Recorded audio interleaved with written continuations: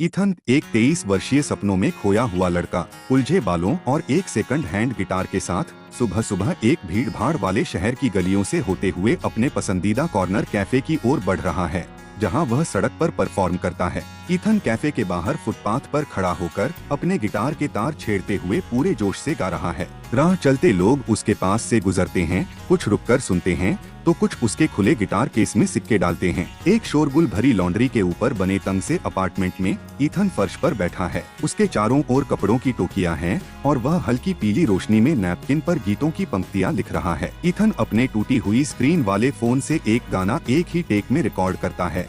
वह अपने बिस्तर पर बैठा है।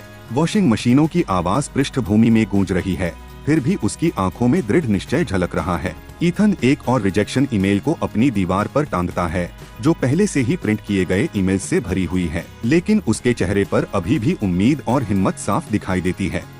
एक धूसर बरसात के दिन ईथन कैफे की छतरी के नीचे परफॉर्म कर रहा है।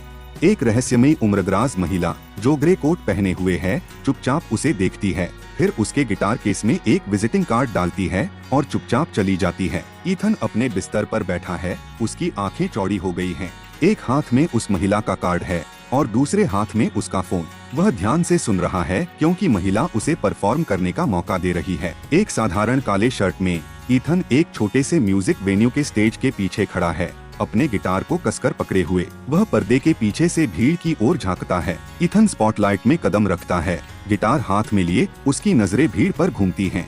वह अपने गाने के पहले सुरों को पूरे जज्बात के साथ छेड़ता है। शो के बाद ईथन शहर की रात में निकलता है। चारों ओर रोशनी चमक रही है और उसके चेहरे पर एक हल्की सी मुस्कान है। उसे एहसास होता है कि अब वह सिर्फ सपना नहीं देख रहा, अब वह उसे जी रहा है।